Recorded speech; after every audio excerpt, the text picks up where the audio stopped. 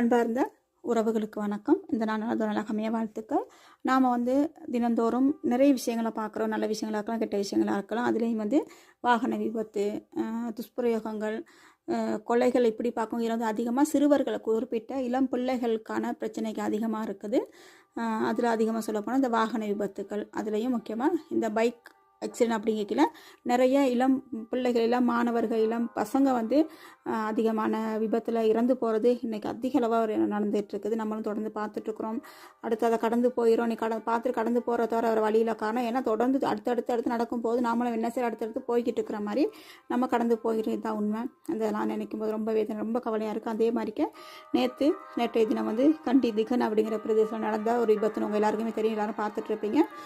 2 பாடசாலை மாணவர்கள் ஒரு கிரிக்கெட்காக போகும்போது ஏதோ ஒரு விதத்தில் ஒரு விபத்து நடந்து அதில் ஒரு மாணவன் தளத்திலேயே உயிர் போனதும் இன்னொரு மாணவன் ஹாஸ்பிட்டலுக்கு கொண்டுட்டு போகும்போது இறந்துருக்குறாங்க. இப்படிங்கிற ஒரு தகவல் நம்ம எல்லாருமே பார்த்தோம். உண்மைக்கும் ரொம்ப ஒரு கவலையாக இருக்குது. இந்த பிள்ளைகளை பெற்றெடுத்து வளர்த்து இவ்வளோ தூரம் படிக்க வச்சு இன்றைக்கி இந்த இடத்துல இப்படி ஒரு அநியாயமான ஒரு இறப்பு நடந்திருக்கு அப்படிங்கிற மிகப்பெரிய ஒரு வேதனையாக இருக்குது.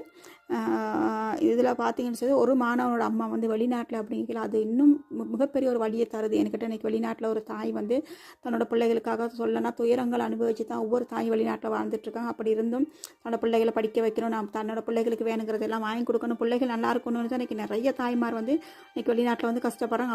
அவங்களுக்கு இருக்க கஷ்டத்தோட பொருட்படுத்தாமல் என்னோட பிள்ளைகள், என்னோட குடும்பம் நல்லா இருக்கணும் இப்படிங்கிற ஒரு எண்ணத்தோட இன்றைக்கி எத்தனையோ தாய்மார்கள் கண்ணீரோடு வாழ்ந்துட்டுருக்குறாங்க. அப்படி இருக்கும்போது அதே மாதிரி ஒரு தாயோட ஒரு குழந்தை தான் நேற்று இறந்து போயிருக்குது. அப்போ அந்த தாயோட மனசு இவ்வளோ வேதனைப்பட்டிருக்கும்.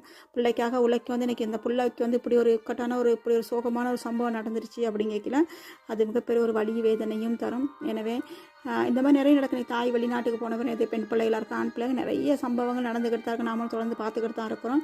கூடுமான வரைக்கும் வெளிநாட்டில் இருக்கிற தாய்மார்களை உங்களோட பிள்ளைகளை கொஞ்சம் கவனத்தில் கொள்ளுங்க இந்த மாதிரி விஷயங்கள். அதே போல் அம்மா வெளிநாட்டில் இருக்கிற அந்த குடும்ப உறவுகள் பிள்ளைகளை பார்த்துக்கொள்ளுங்க. இந்த பாதுகாவலால் பார்த்துக்கொள்கிற அப்பாவாக இருக்கலாம், குடும்ப உறவுகளாக இருக்கலாம். நீங்கள் இந்த மாதிரி பிள்ளைகள் மேலே கொஞ்சம் கவனம் செலுத்துங்க. இந்த நேரத்தில் அந்த தாய்க்கு இலங்கை நாட்டுக்கு வர கிடைக்குமா? இப்போ இருக்கிற சூழ்நிலை வர முடியாத ஒரு சூழ்நிலை அதிகமாக இருக்குது.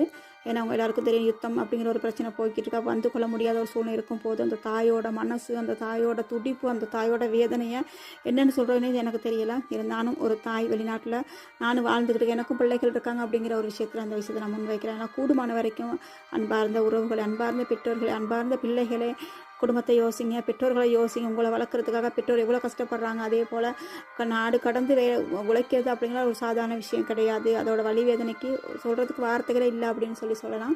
எனவே அன்பார்ந்த ஒரு இது போன்ற விஷயங்கள் ரொம்ப கவனத்தில் கொள்ளுங்க. முக்கியம் வெளிநாட்டில் இருக்க தாய்மார்களே, உங்களோட பிள்ளைகளை எல்லா விஷயங்களும் தேடி பாருங்கள். எல்லா விஷயத்திலும் கொஞ்சம் கவனமாக போக சொல்லுங்கள். அது ஸ்கூல் விஷயமா இருக்கலாம், குடும்ப விஷயமா இருக்கலாம், பொது விஷயங்களாக இருக்குது. இதுகளில் பிள்ளைகள் ரொம்ப கவனமாக இருக்க சொல்லுங்கள். அதுலேயும் முக்கியமாக இந்த மாதிரி இந்த பைக் வாங்கி ஓடுற பசங்க, அதிக அளவான பைக் வாங்கி ஓடுற பசங்க, அதுவும் கேட்டால் அம்மா வெளிநாட்டிலேருந்து காசு அனுப்பி பிள்ளைக்கு பைக் வாங்கி கொடுத்து பிள்ளைக்கு இப்படி ஆயிடுச்சுங்கிறத நீ சமூகம் சொல்ல போகுது. அந்த மாதிரி பேர்களை இனி வரக்கூடாது. அதே போல் இது மாதிரி இன்னொரு சம்பவம் நடக்கக்கூடாது. அதுக்கு எல்லாருமே இந்த விஷயம்